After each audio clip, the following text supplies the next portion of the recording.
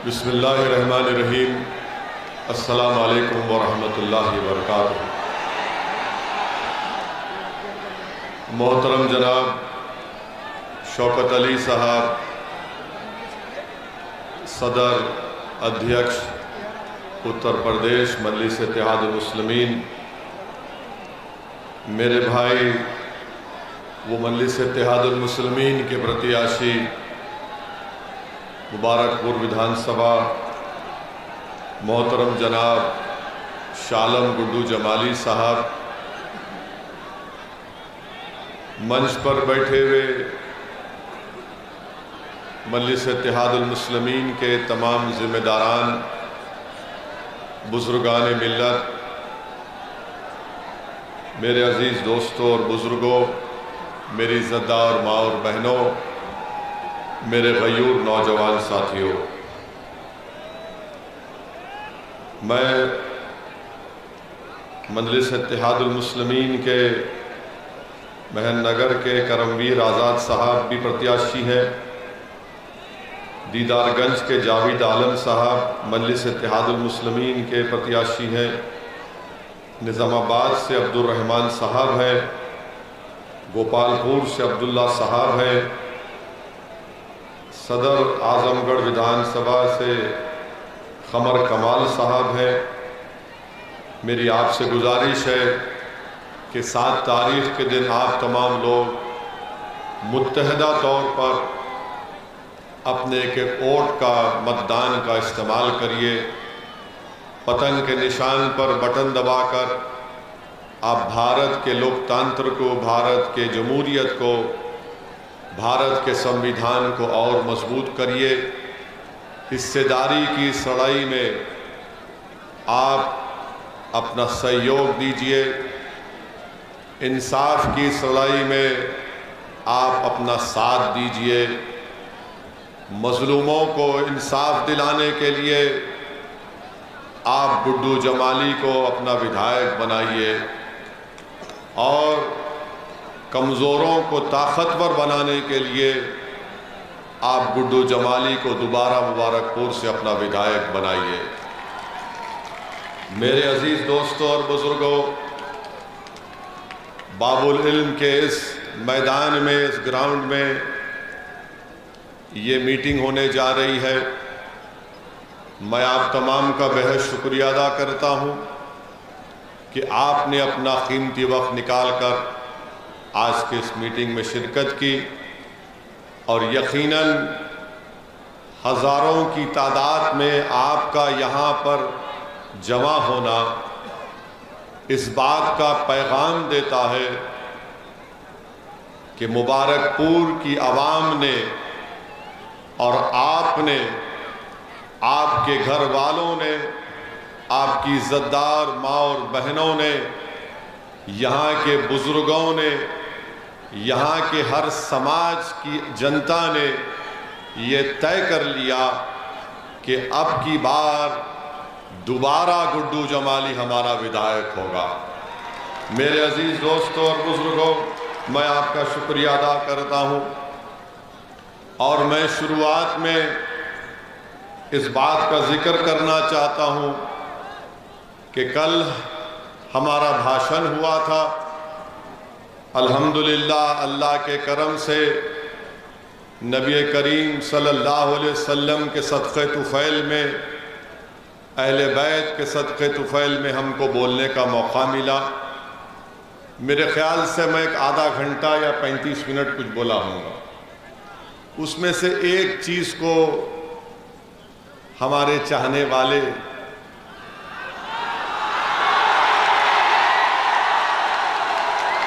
अगर मैं बुरा ना मानूं तो बोलूंगा, लगता है कि मेरे ससुराल वाले हैं। इस पर तो फतवा नहीं ले सकते आप, आपको रिश्तेदार बना लिया होगा। सारी खुदाई एक तरफ, सारी खुदाई एक तरफ, उसके बाद नहीं बोलूंगा वरना बोलेंगे ये भी हमको बोल दिए। तो मैं ये बताना चाहूँगा हमारे दोस्तों को कि मैं उन लोगों के खिलाफ बोला और आज भी बोलूंगा। अगर आप ये समझ रहे हैं कि एक शोशा छोड़ने से ओवैसी खामोश हो जाएगा, नहीं होगा। आप तूफान को छेड़ेंगे तो तूफान और बढ़ेगा। तो मैं उन लोगों के खिलाफ बोला जो है मुट्ठी भर, मगर 8 या 9% ही है, मगर वो हम पर हाकिम बनते आए हैं, हमको कैदी बनाते आए हैं। तो इसीलिए मैंने उनके बारे में बोला। अब जहां तक रहा सवाल मौजिज़ उलमाए कराम का, ये भी रिकॉर्ड कर लो मेरे ससुराल वाले।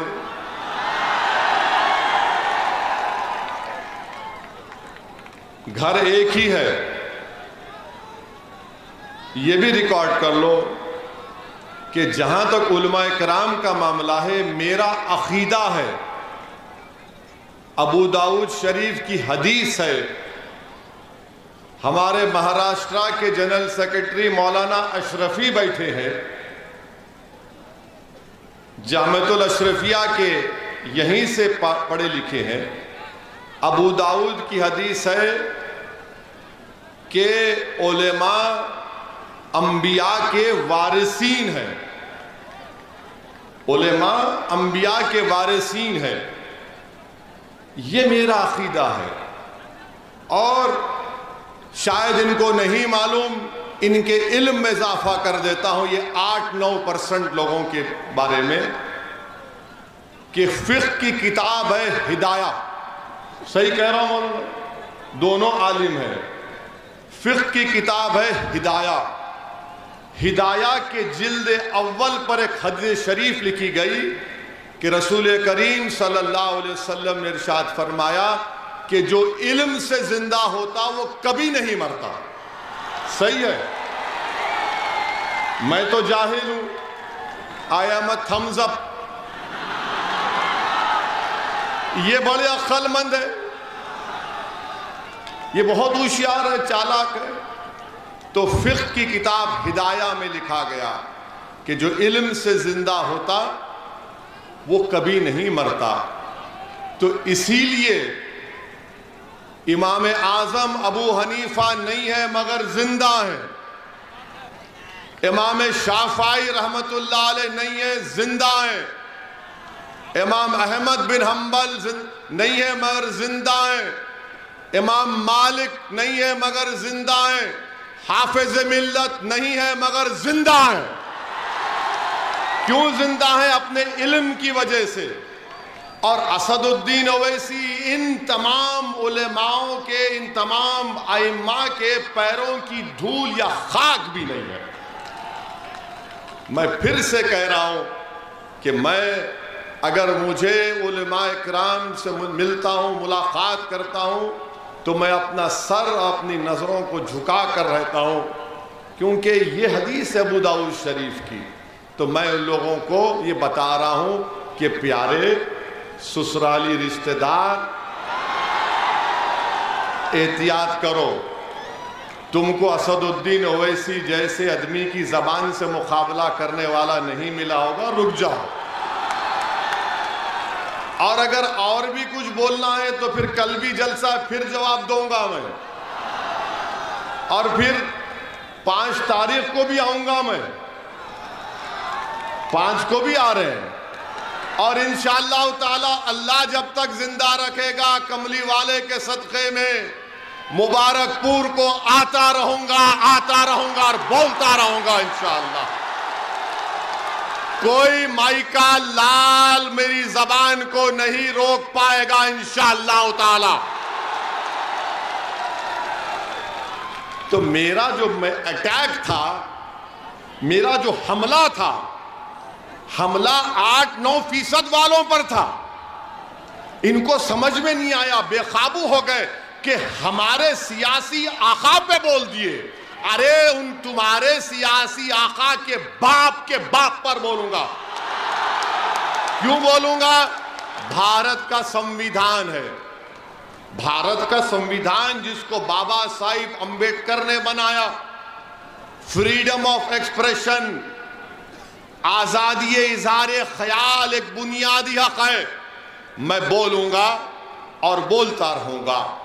तो ये क्लैरिफिकेशन ठीक है ना? और बोले बस रुक जाओ यहां पे गुड्डू भाई, और आगे रुक जाओ, फिर देखते हैं कल क्या होगा।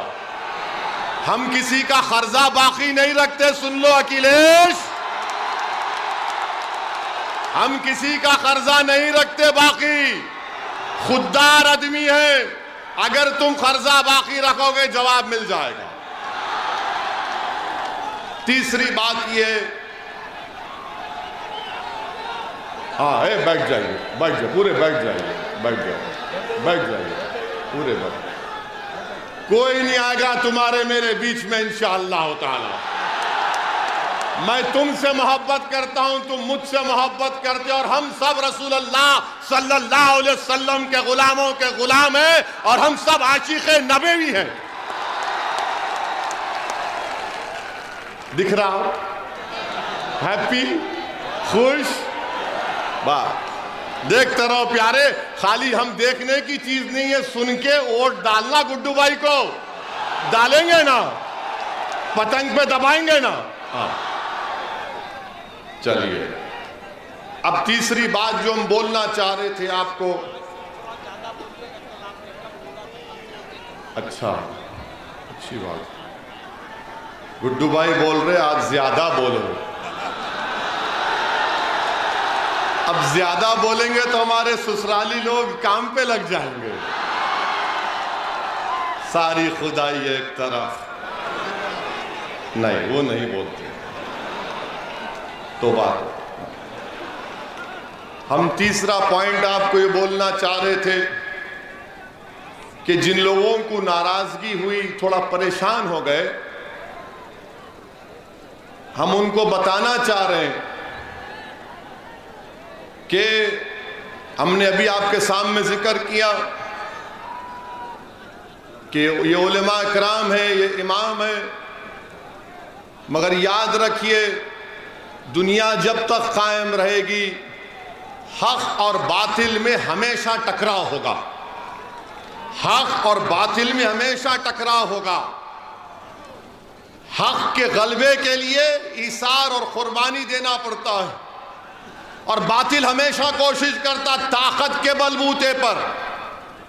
बातिल ये समझता है कि मेरे पास ताकत है, इख्तिदार है, मेरे पास दौलत है, मेरे पास फुला है, मगर हक के पास ताकत सिर्फ सच्चाई होती है, और सच्चाई हमेशा गालिब आती है। जैसा कि इन लोगों को समझाने के लिए जो 8-9% है, उनको समझाने के लिए कि मूसा अलैहिस्सलाम है, फिरौन का दरबार है, फिरौन का दरबार है, मूसा है, फिरौन के दरबार में जादूगर जादू करता है, जादूगर जादू करता है।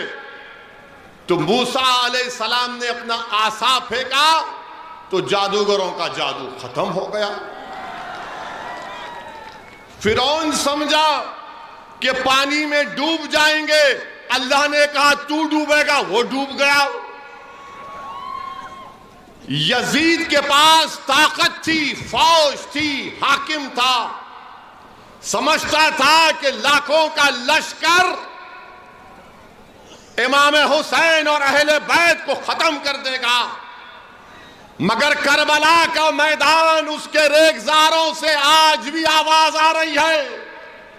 उस दरियाए दजल्ला का किनारा जो अहले बैत के खून से लाल हुआ, वो आज भी तुमको पुकार कर कह रहा है, सुनो मुबारकपुर की आवाम, अगर तुम हक को कामयाब करना चाहते हो तो हुसैनियत के परचम को बुलंद कर दो। मुबारकपुर में हुसैनियत के परचम को बुलंद कर दो। यजीद मुर्दा था, मुर्दा रहेगा। हुसैन जिंदा थे, है और सुबह क़यामत तक जिंदा रहेंगे। तो ये झगड़ा जो है हक और बातिल का है। अब अगर कोई वक्त के फिरौन को उसकी चापलूसी करता है तो उसको फिरौन की जमात का बोलेंगे। अगर कोई यजीद की तायीद करता है, जालिम की तायीद करता है, तो उसको क्या बोलते हैं आप जानते हैं। मगर असदुद्दीन ओवैसी, ये बात को मैंने अपने उलेमाए किराम के पैरों के पास बैठकर सुना। मैंने अपने मरहूम वालिद से तरबियत हासिल की कि जालिम कितना भी कवी हो, तुम हुसैनियत के परचम को बुलंद करो, सच्चाई को बयान करो। और जैसा ज़ैनुल आबिदीन ने यजीद के दरबार में सच्चाई को बयान किया, असदुद्दीन ओवैसी उसी ज़ैनुल आबिदीन के सदक़े और तुफ़ैल में अल्लाह ने मौका दिया कि बातिलों के सामने हक को बयान करेंगे और बयान करते जाएंगे इंशाअल्लाह ताला। मेरे अजीज दोस्तों, बुजुर्गों, अरे जम के लगाओ।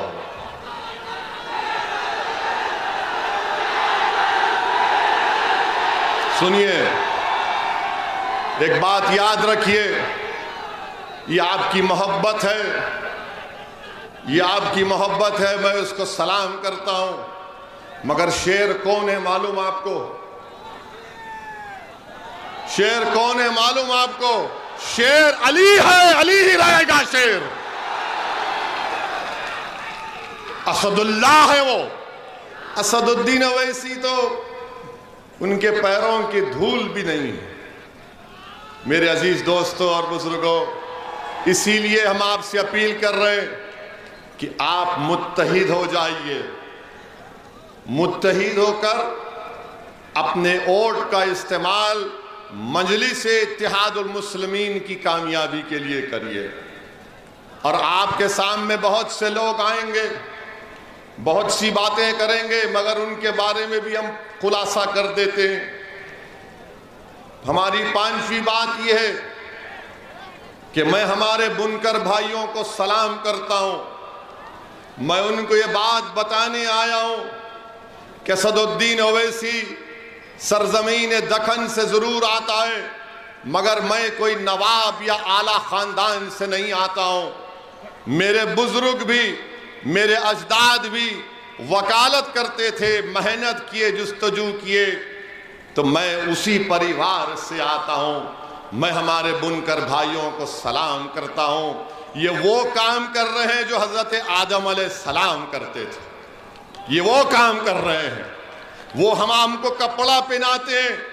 और ये वो बरादरी है जो 8 महीने मंदी का शिकार रहती है और 4 महीने काम करके अपना पूरा साल भर का इंतजाम कर लेते हैं। मैं आपको सलाम करता हूं। ये वो अंसारी लोग हैं जो हर खैर के काम में, हक के काम में आगे बढ़ते हैं।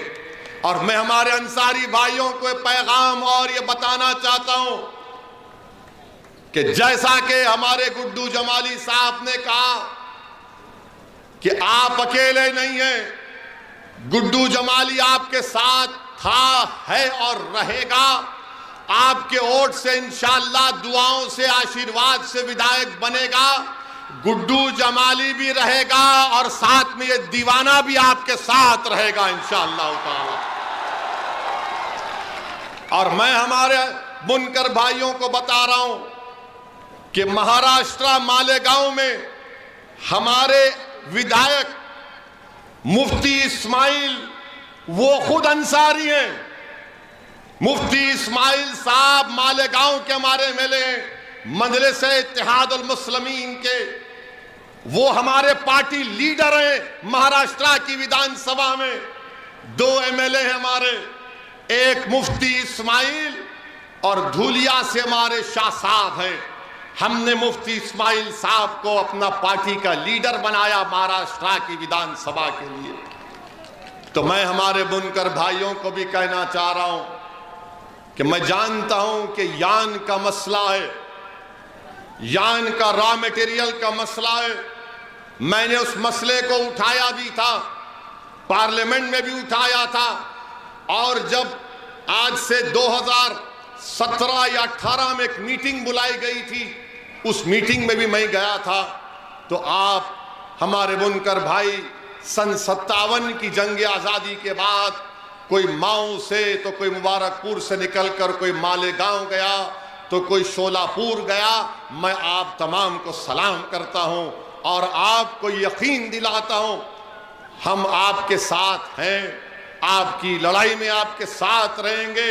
आप हरगिज इस बात की फिक्र मत करिए कि आप पर अगर कोई एक तकलीफ आएगी तो असदुद्दीन ओवैसी उसकी तकलीफ को अपने सीने में महसूस करेगा और आपके साथ कंधे से कंधा मिलाकर मैं और गुड्डू जमाली आपके हक के लिए, आपके मान सम्मान के लिए हम लड़ते आए हैं और लड़ते रहेंगे इंशाअल्लाह ताला। मेरे अजीज दोस्तों और बुजुर्गों, छठी चीज जो आपको हम ये बताना चाहते हैं कि गुड्डू जमाली साहब ने अपनी तकरीर में, शाह आलम गुड्डू जमाली साहब ने कहा कि उन्होंने मजलिस इत्तेहादुल मुस्लिमीन में क्यों शमूलियत अख्तियार की। इसलिए अख्तियार की कि उनको अपनी इज्जत, मान, सम्मान, उनकी गीरत उनको प्यारी थी। मैं उनको सलाम करता हूं कि अल्लाह सुब्हाना व तआला ने उनको खुददार बनाया, अल्लाह उनको और खुददार बना दे। मगर मेरे अजीज दोस्तों और बुजुर्गों, तकलीफ भी होती है, बहुत तकलीफ होती है कि जब एक शख्स जिसको समाजवादी पार्टी ने दावत दी, पीछे पड़ गए, आओ आओ हमारे पास। एक बात आप मेरे सवाल का जवाब दे दीजिए, अगर मैं कल आपके घर पे आ जाऊं, आपकी चौखट पर आ जाऊं और आपसे कहूं कि मैं आपसे हाथ फैलाकर अपील कर रहा हूं कि आप गुड्डू जमाली को वोट दे दोगे, तो अगर आप अपने घर में मुझे बुलाकर बिठाकर पानी पिलाते और कहते हैं कि जाओ ओवैसी, हम तुमको वादा करते हैं कि हम तुमको वोट देंगे। जब गुड्डू जमाली को अखिलेश ने घर पर बुलाया, अपने घर पर बुलाकर झूठ बोला, घर पर बुलाकर झूठ बोला और झूठ बोलकर धोखा दे दिया। ये समाजवादी पार्टी के नेता अखिलेश यादव का किरदार है कि घर को बुलाकर, अपने घर को बुलाकर, गुड्डू भाई आजमगढ़ में कहां से लड़ना है लड़ो।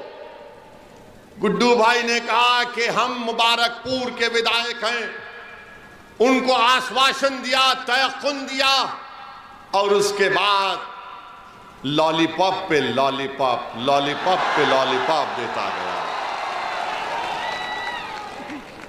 अब जो समाजवादी में रुक गए हैं, चूसो लॉलीपॉप, चूसो, मारो सीटी गाजर की पुंगी की। सत्ता में नहीं आने वाले हैं, याद रखो, हमारी बात को लिख के रख लो। गुड्डू जमाली साहब ने एक बेहतरीन फैसला लिया है, एक बहादुरी का फैसला लिया है और उन्होंने फैसला अपने लिए नहीं लिया है, ये बात आपको समझने की जरूरत है। गुड्डू जमाली को का टिकट काटना ये मुबारकपुर की जनता की तौहीन है। गुड्डू जमाली को अखिलेश अपने घर में बुलाकर वादा करके धोखा देता है। ये धोखा गुड्डू जमाली का इनफरादी नहीं है, बल्कि पूरे मुबारकपुर की जनता को धोखा दिया समाजवादी के नेता अखिलेश यादव ने। अरे अगर कोई दुश्मन घर को आ जाता है तो आप नरम पड़ जाते हैं। जब तुम दावत देकर बुलाते हो और उसके बाद तुम गुड्डू जमाली के पीठ में खंजर मारते हो, ये अखिलेश यादव का असली चेहरा है, इसको याद रखो आप। ये इनका असली चेहरा है। जो विधायक है 10 साल का, अभी सत्ता में नहीं है, ना आएंगे इंशाअल्लाह, मगर अहंकार इतना है कि घर पर बुलाकर आप जहर का प्याला उसको पिलाने की कोशिश करते हैं। मेरे अजीज दोस्तों और बुजुर्गों, ये अखिलेश, जनाब अखिलेश यादव साहब, वरना फिर ससुराली नाराज हो जाएंगे। जनाब अखिलेश यादव मोहतरम भी है। अब इससे आगे बहुत बोल सकता हूं, इंतजार करूंगा आज की रात का। कल कहां पर है गुड्डू भाई जलसा?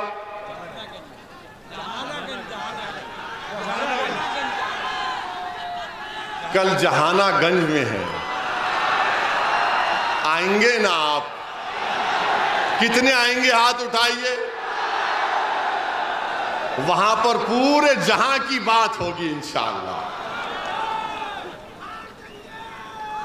मेरे अजीज दोस्तों और बुजुर्गों, ये इनका असली चेहरा समाजवादी पार्टी के नेता का। अब 7वीं बात हमारी सुन लो आप, कि यहां से मुलायम सिंह यादव साहब भी एमपी थे, अखिलेश यादव भी अभी एमपी हैं। मैं भी हैदराबाद से 4थी मर्तबा का एमपी हूं। मैंने अपने क्षेत्र में एक मिसाल दे रहा हूं आपको। एक विधानसभा है, उसका नाम कारवान है। कारवान विधानसभा में मैंने अपने एमपी लैड के पैसों से 10 करोड़ की बच्चियों के लिए एक डिग्री और इंटर कॉलेज की बिल्डिंग बनाई मैंने, जिसमें हमारी बेटियां हिजाब भी पहनती, नहीं भी पहनती। एक आलीशान बिल्डिंग मैंने बनाई।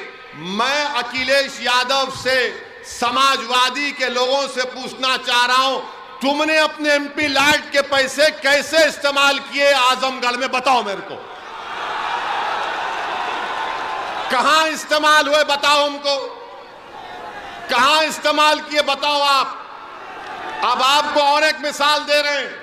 अब ये हमने सुना कि गुड्डू भाई के बारे में बोल रहे हैं कि अगर ये एक जीत जाएंगे तो क्या होगा, एक जीत जाएंगे तो क्या होगा। किसने कहा तुमसे एक जीत रहे हैं? हमारे तो बहुत जीत रहे हैं और तुम्हारे तो बहुत हारेंगे इंशाअल्लाह। हम तो बहुत जीतने वाले हैं। अब ये सफर कामयाबी का शुरू हुआ है अखिलेश यादव साहब। ये सिर्फ 22 का विधानसभा पे खत्म नहीं होगा, 24 भी आएगा, 27 भी आएगा, 29 भी आएगा। जब तक ओवैसी जवान रहेगा मैं आता रहूंगा, और ओवैसी बुढ़ा कभी नहीं होगा इंशाअल्लाह ताला। I am young, I will always be young. दाढ़ी वाइट है, दाढ़ी वाइट पे गलत फैसला नहीं कर लेना। ये धूप में हो गई। मेरी अम्मा ऐसी ही बोलती कि मेरा बेटा कितना अच्छा है। अम्मा बोलती धूप में फिर फिर के इसकी दाढ़ी वाइट हो गई। तो हम ये बता रहे थे आपको कि एक काम बता दो आप हमने जो हैदराबाद में किया देख लो आप। इंटरनेट पे जाइए, हजरत गूगल पर जाकर लिखिए हैदराबाद पार्लियामेंट कॉन्स्टिट्यूएंसी, मालूम हो जाएगा पूरा शिजरा निकलता उसमें। हाँ बोलेंगे, अभी आएंगे गुड्डू भाई, पूरा बोलेंगे, आप फिक्र मत करिए गुड्डू भाई। आपको जिताएंगी जनता और अल्लाह जिताएगा इंशाअल्लाह आपको। हमने ये काम किया। एक विधानसभा की बात कर रहे हैं आपको, वही विधानसभा में हमारे, वही प्रदेश में हमारे सिर्फ 7 विधायक हैं। कितने? 7। हम कभी मंत्री नहीं बने, ना कभी बनेंगे तेलंगाना में।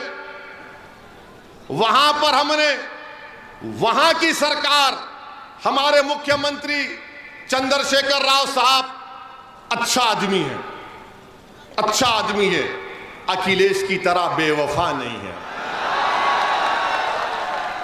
उनके साथ हम बैठे। कब बैठे? 2015 में मैं और हमारे भाई अकबर बैठे और चंद्रशेखर राव साहब से कहा कि आप अल्पसंख्यक समाज मुसलमानों के लिए क्या कर सकते। तो चंद्रशेखर राव साहब ने कहा कि बोलो सद भाई क्या करना।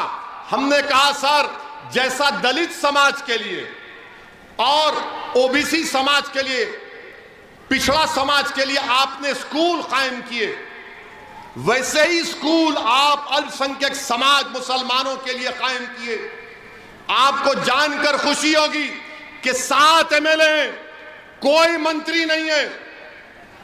हमारी मजलिस इत्तेहादुल मुस्लिमीन की मुतालबे पर तेलंगाना के मुख्यमंत्री ने तेलंगाना में अल्पसंख्यक समाज के लिए स्कूल खोले, रेजिडेंशियल स्कूल 6 क्लास से 12th क्लास तक बच्चियों के लिए और बच्चों के लिए, जिसमें पढ़ाई फ्री, रहना फ्री, खाना फ्री, और उस स्कूल में एडमिशन के लिए एंट्रेंस एग्जाम लिखना पड़ता।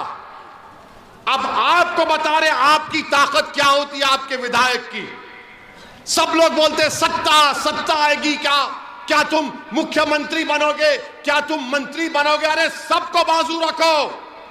7 विधायक हैं आज तेलंगाना में। पिछले 6 साल से 60,000 मुसलमान बच्चे और बच्चियां गवर्नमेंट के पैसों पर फ्री में तालीम हासिल कर रही हैं। फ्री में 1,000 2,000 नहीं, 60,000 30,000 हमारी बेटियां, 30,000 हमारे बेटे जो गरीब परिवार के हैं, जिनके माँ बाप, जिनका वालिद ठेला बंडी पर कारोबार करता, जो जरी का काम करता, जो टेलर है, जो रंगरेज है, जो फुटपाथ पर कारोबार करता, उनकी औलाद फ्री में तेलंगाना में 60,000 बच्चे और बच्चियां फ्री में पढ़ रही हैं। हमको अगर मंत्री बनना होता तो बहुत पहले बन जाते। हमको मंत्री बनने का कभी शौक था ना है ना कभी रहेगा। हमारी जिंदगी का मकसद ये कि जो हमको वोट डालता है, धूप में खड़े होकर जो लाखों की तादाद में हमारे भड़काऊ भाषण को सुनने के लिए आते हैं, हम उनके लिए क्या कर सकते हैं। अगर जरूरत पड़ी तो हम अपनी जान को भी तुम पर फिदा कर देंगे। याद रखो हमारी इस बात को। 60,000 बच्चे और बच्चियां पढ़ रहे हैं तेलंगाना में। बताओ अखिलेश यादव, तुम मुख्यमंत्री थे, आपके वालिद मुख्यमंत्री थे, एक 10 स्कूल तो बताओ जो तुमने अल्पसंख्यक समाज के लिए खोले।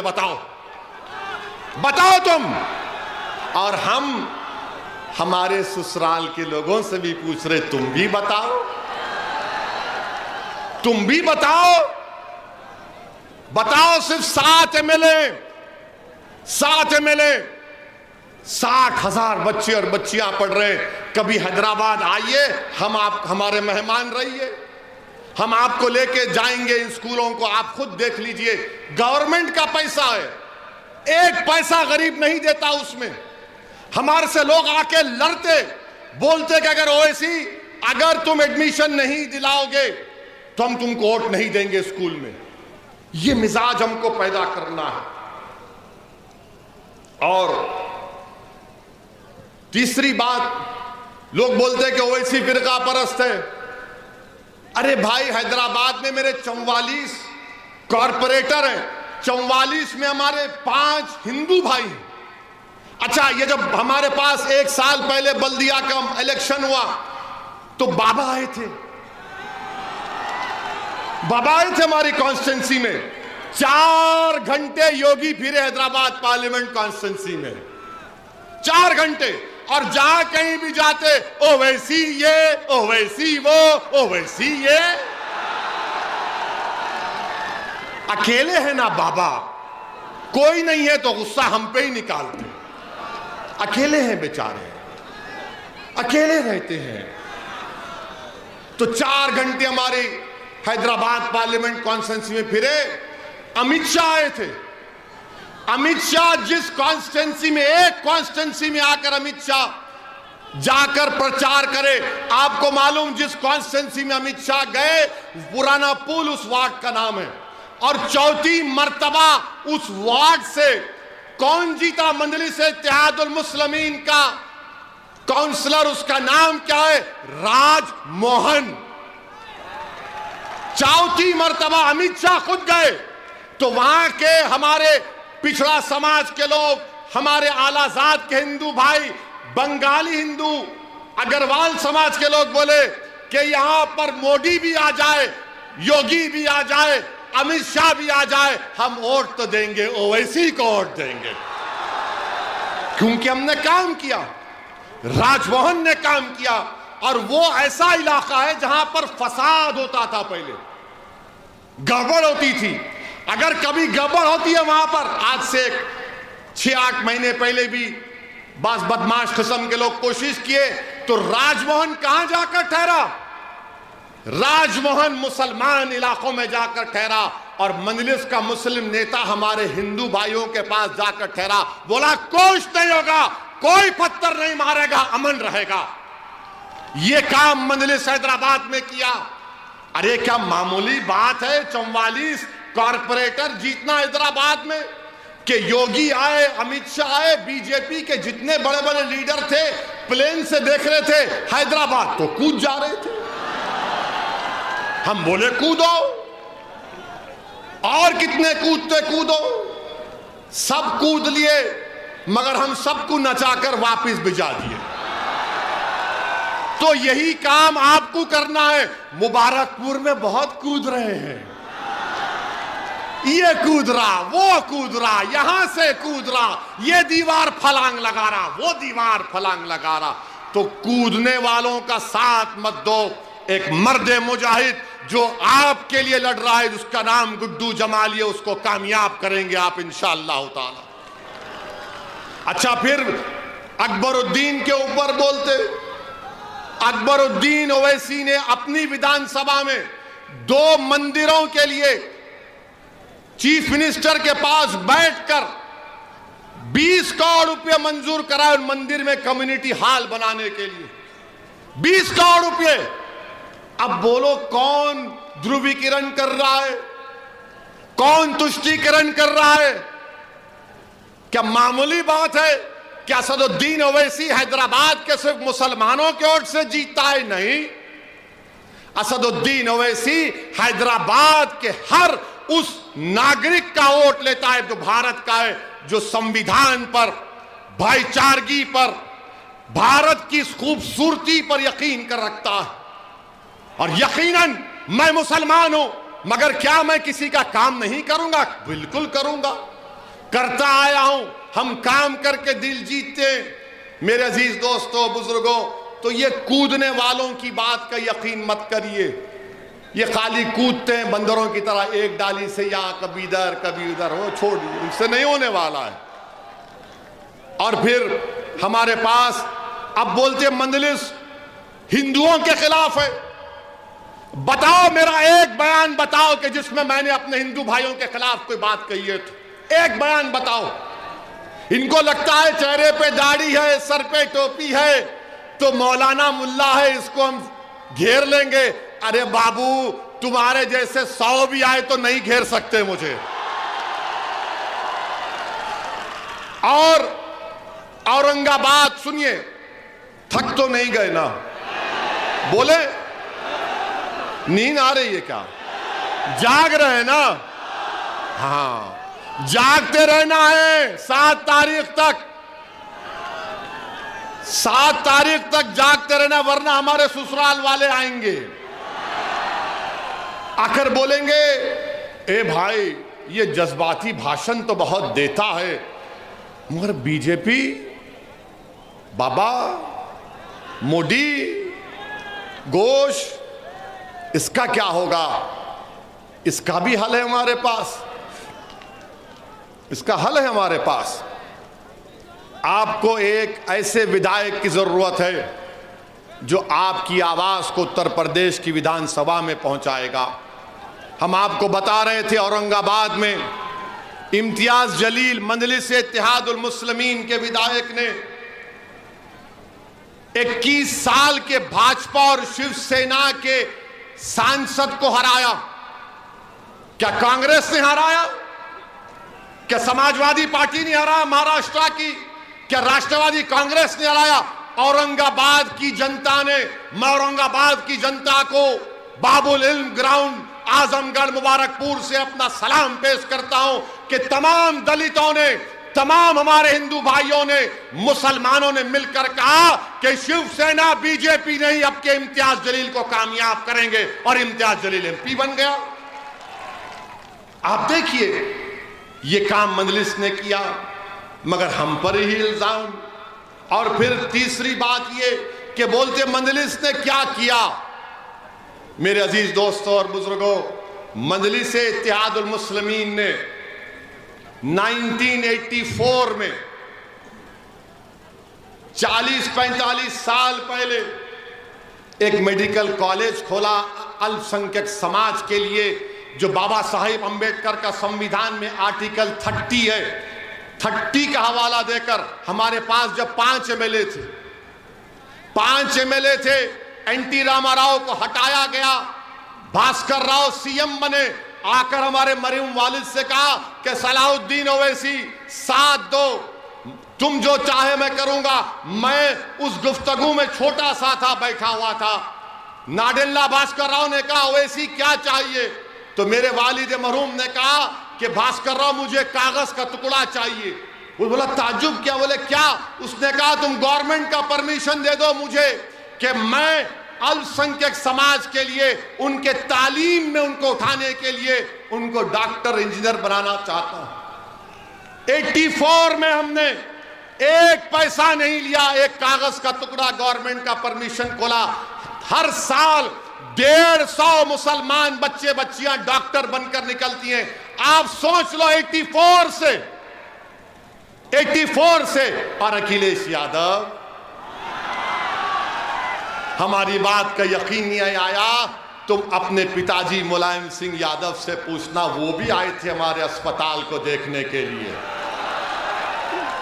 देखकर ताज्जुब किए और बोला कि सलाहुद्दीन ओवैसी ने तो ताजमहल बना दिया, इतना बड़ा अस्पताल है 500 बेड का। तुम्हारे वालिद मरहूम ने कहा वो ताजमहल किसी बनाने वाले ने एक शख्स की मोहब्बत में बनाया, मैंने अपनी गरीब जनता की मोहब्बत में इस ताजमहल को बनाया हूं, जो मेरे मरने के बाद भी गरीबों की खिदमत करता रहेगा। ये जज्बा है हमारा, ये जज्बा है हमारा। MBA college, MCA college, school of pharmacy, architecture, ये सब किसके? मेरे जाती नहीं है, मेरे मरने के बाद मेरी औलाद में नहीं बटेगा। ये कौम का है, आपका है, आप इसके मालिक रहेंगे, क्योंकि आपने धूप में, सर्दी में भूखे रहकर आपने वोट डालकर हमको कामयाब किया, तो ये असासे जो आपने हमको ताकत दी, हमने कायम किए, आपको फायदा पहुंचेगा। इसीलिए हैदराबाद में सब आते हैं, हम सबसे कहते हैं कि रुख उधर करो, इधर का रुख मत करो, ये तूफान में तुम्हारी कश्ती डूब जाएगी। तो हम भी चाहते हैं कि मुबारकपुर में भी वही तूफान खड़ा होगा इंशाअल्लाह ताला। आप वो तूफान बर्पा करेंगे, आप वो तूफान बर्पा करेंगे, आप वो तूफान बर्पा करेंगे, वो तूफान बर्पा करेंगे आप। और क्या तूफान है? वो मोहब्बत का तूफान है, नफरत का नहीं होगा। वो मोहब्बत का तूफान होगा जिसमें मुबारकपुर का हर गरीब, चाहे किसी मजहब का हो, किसी समाज का हो, वो बोलेगा कि हाँ ये मेरा तूफान है, इस तूफान के जरिए हम कामयाबी हासिल कर सकते हैं। ये मजलिस इत्तेहादुल मुस्लिमीन ने काम किया हैदराबाद में, ये काम भी मुबारकपुर में हो सकता है। आप कामयाब करिए। लोग बोलेंगे गुड्डू जमाली साहब को हमने 2 मरतबा विधायक बनाया, यकीनन आपने बनाया, आपको सलाम, आपको सलाम। मगर अब की बार फर्क क्या है बताओ? फर्क क्या है बताओ? अब की बार फर्क क्या है बताओ? फर्क यह है कि कल तक गुड्डू जमाली भाई बसपा के नेता थे, अब वो आपके नेता बनेंगे इंशाअल्लाह ताला। ये फर्क है, ये आपका नेता बनेगा। कोई बात नहीं, लाइट हम पर है, हम अपना सेल फोन खोलो, लाइट चालू करो, जुगनू जगाओ, मुबारकपुर में एक उम्मीद की हाय हाय हाय, क्या समय है। अखिलेश देख लो इसको, ये रोशन हो चुका है मुबारकपुर। अब लाइट जल चुकी, अब मशाल जल चुका। अब 7 तारीख को इंशाअल्लाह ताला यही लाइट रहेगी बस। वाह वाह वाह, आप लोग बड़े तेज हैं। सेलफोन लाइट, ये जंगल में जुगनू चमक रहा है। अब तो ससुराल वाले और परेशान हो जाएंगे। हाँ, इधर भी है, छत पर भी है, हाँ दाहिने भी है। हम देख रहे हैं सबको। आपका बेहद शुक्रिया। हाँ, माए बहनें भी हैं माशाअल्लाह से, हिजाब और निकाब पहन कर, उनको सलाम। तो मेरे अजीज दोस्तों और बुजुर्गों, ये हमारे ससुराल वाले बन करे क्या लाइट?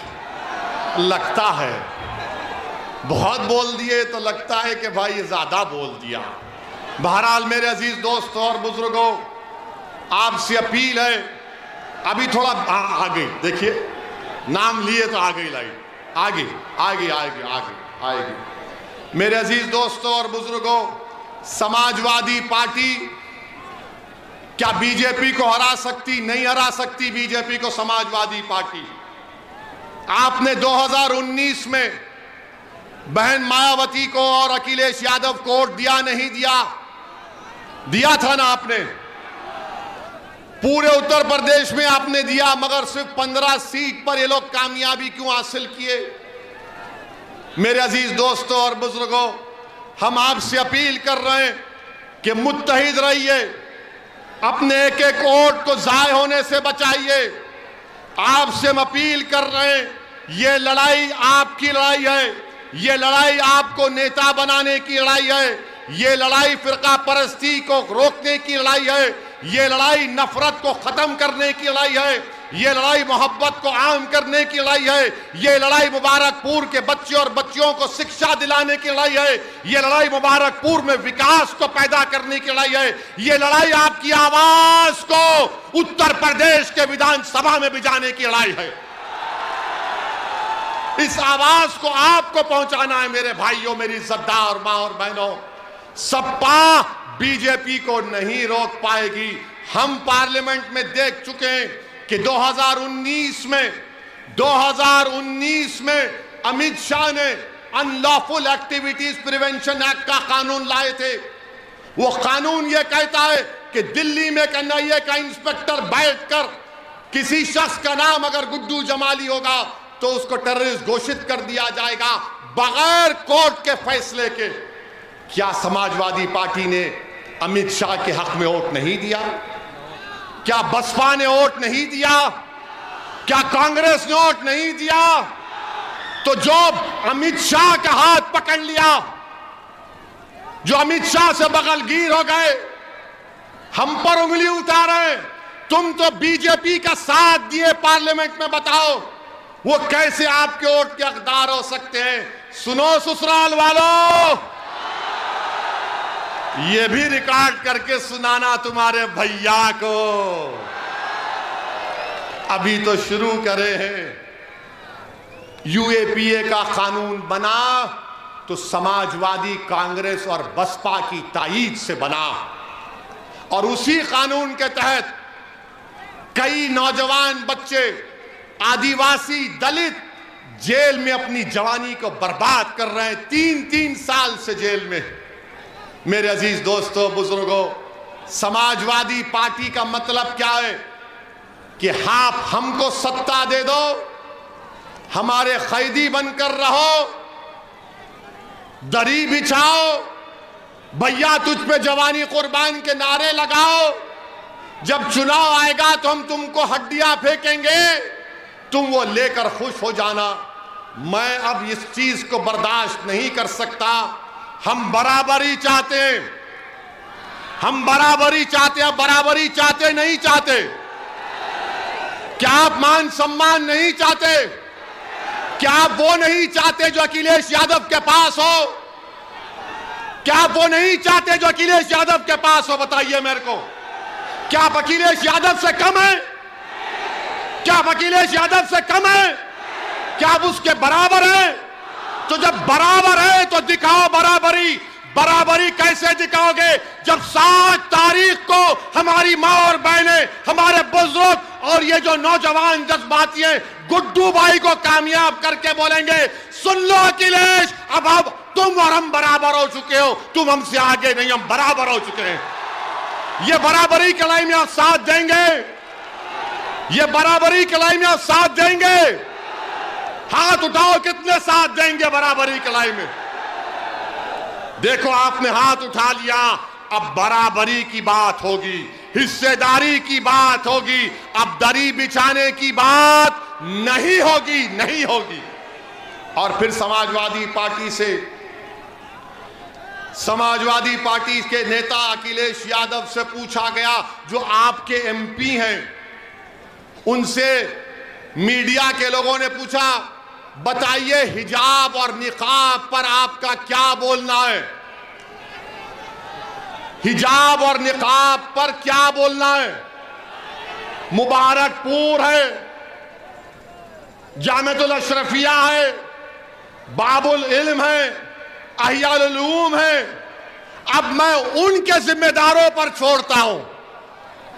अखिलेश से पूछा गया हिजाब और निकाब के बारे में बोलो, तो अखिलेश यादव ने, जिसको आपने अपने वोट से उसको यहां का सांसद बनाया, उन्होंने कहा मुझे सुनाई नहीं दे रहा है, मुझे सुनाई नहीं दे रहा है। जब मीडिया के लोगों ने पूछा बताओ मुस्लिम वोट, बोले वो क्या है? हम अखिलेश यादव साहब को मुबारकपुर से, आजमगढ़ से हम कह रहे हैं, अखिलेश यादव और समाजवादी पार्टी वालों, जो तुमने नहीं सुना, जो तुमने अपने कानों में उंगलियां लगा ली, वो ओवैसी सुन लिया और ओवैसी पुकार रहा है कि जब तक दुनिया बाकी रहेगी हम टोपी पहनेंगे, हिजाब पहनेंगे, नकाब पहनेंगे, दाढ़ी छोड़ेंगे, कोई भाई का लाल हमको नहीं रोक सकता। इंशाअल्लाह ताला कोई भाई का लाल नहीं रोक सकता। अब भैया नहीं बोले, मगर अब आएंगे मुबारकपुर, ससुराल वालों के साथ आएंगे, आकर बोलेंगे वोट दो। किसको दें? जब तुम्हारे मुंह से नाइंसाफी की आवाज नहीं निकलती, किसको वोट दें? हमने उठाया था हिजाब के निकाब के मसले को, सबने कहा ओवैसी उत्तर प्रदेश के चुनाव में हिजाब और निकाब को लाया, तो मैंने कहा तुम भारत के संविधान को नहीं जानते नादानों, मेरे ससुराल वालों। अंबेडकर का बनाया हुआ संविधान में आर्टिकल 29 है, कल्चर है मेरा हिजाब, निकाब, दाढ़ी और टोपी। भारत के संविधान में फंडामेंटल राइट है, मैं अपने फंडामेंटल राइट पर चलूंगा, तुम नहीं छीन सकते मुझसे। और जब उस बच्ची से बात हुई थी जिसको बलवाइयों ने घेर लिया, हमने उससे फोन किया और हमने उस बच्ची को कहा कि बेटी अल्लाह तुमको सलामत रखे, तुम्हारे माँ बाप को सलामत रखे, क्योंकि उन्होंने तुमको बहादुर बनाया। क्या मुबारकपुर की हमारी माँ और बहनें, मुझे यकीन है कि आप भी गयूर हैं, आप भी बहादुर हैं। मुझे यकीन है कि मुबारकपुर की वो औलाद अपने माओ को शर्मिंदा नहीं करेगी, बल्कि बहादुरी के साथ 7 तारीख के दिन अपनी मान सम्मान के नाम पर गुड्डू जमाली को वोट देगी। और उस दिन जब जाएंगे 7 तारीख को, तो जरा हिजाब, निकाब, टोपी पहनकर भी जाना,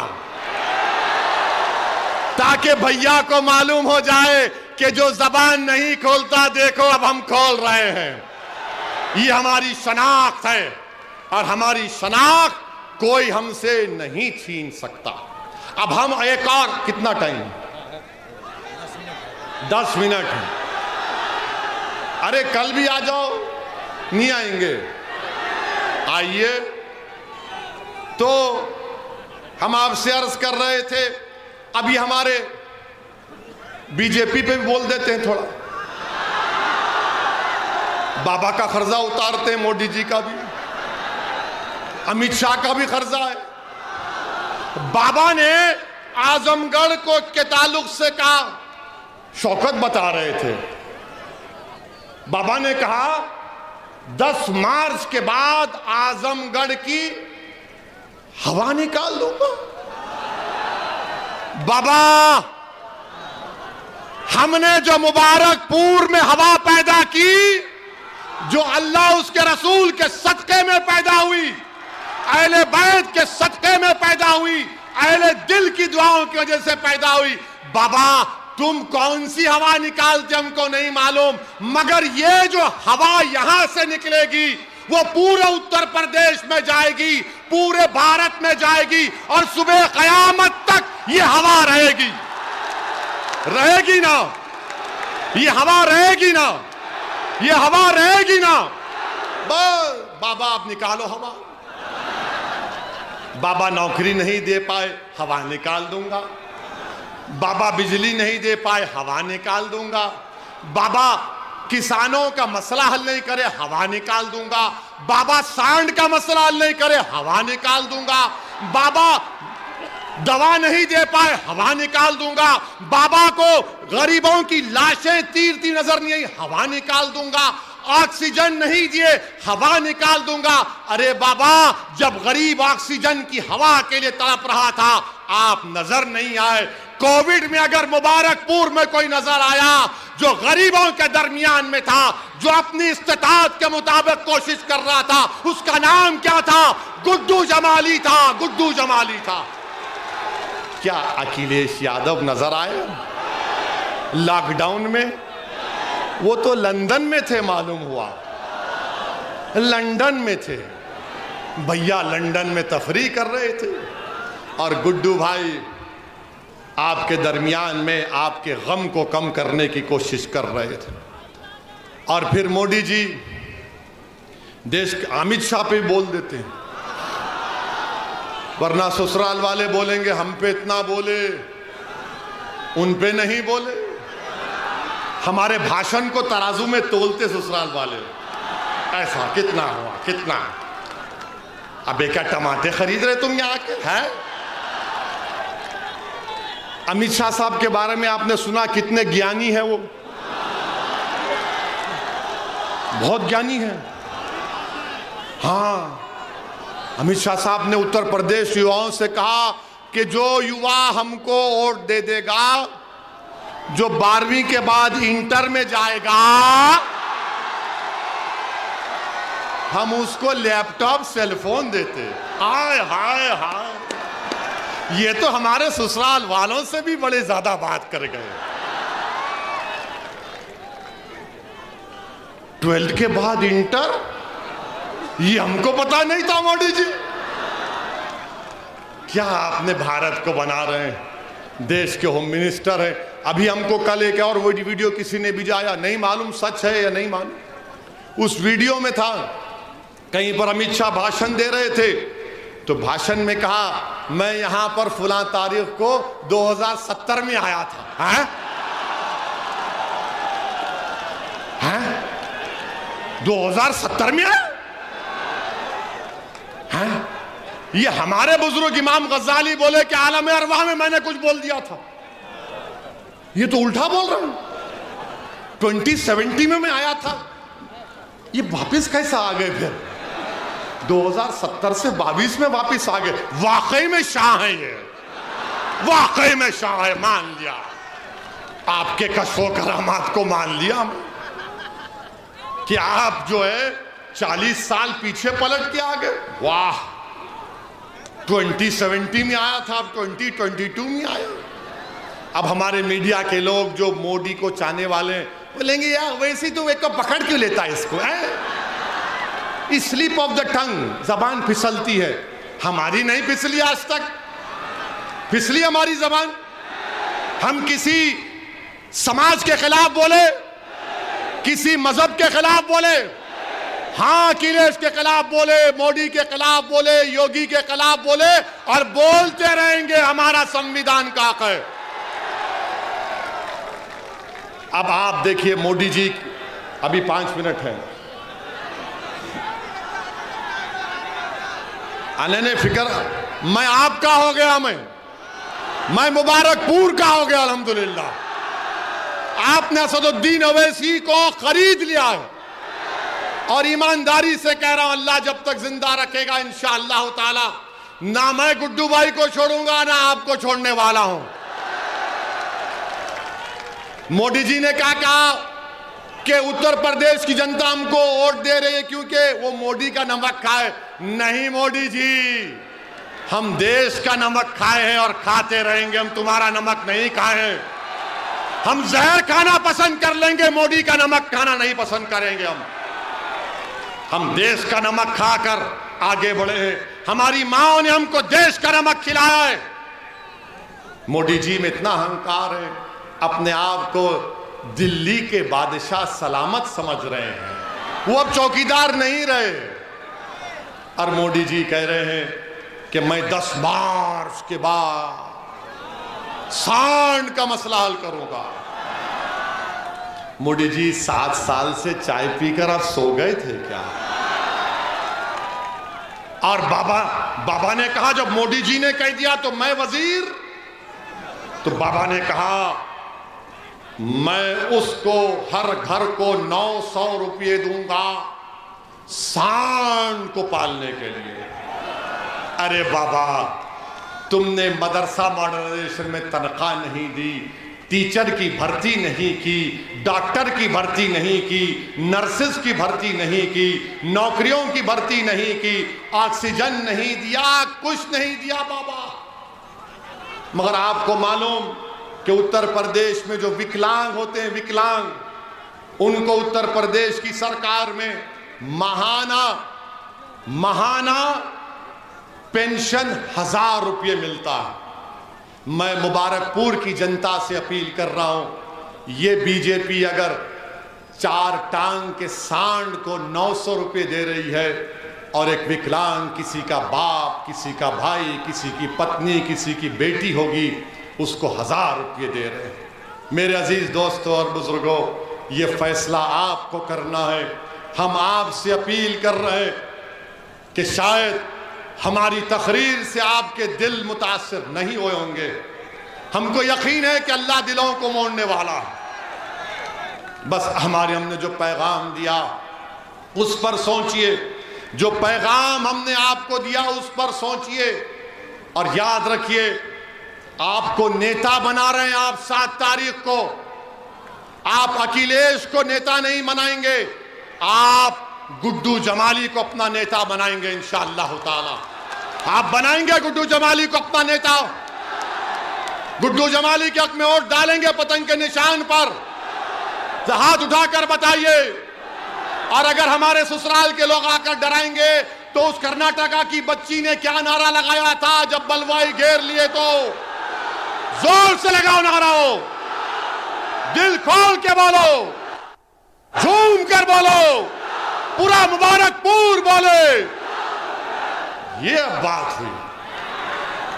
मेरे अजीज दोस्तों बुजुर्गों, अब हम आपसे रुखसत लेते हैं। कल फिर मिलेंगे। आप आएंगे तो एक और भड़काऊ भाषण होगा और ससुराल वाले कुछ बोलेंगे तो उनका भी जवाब होगा।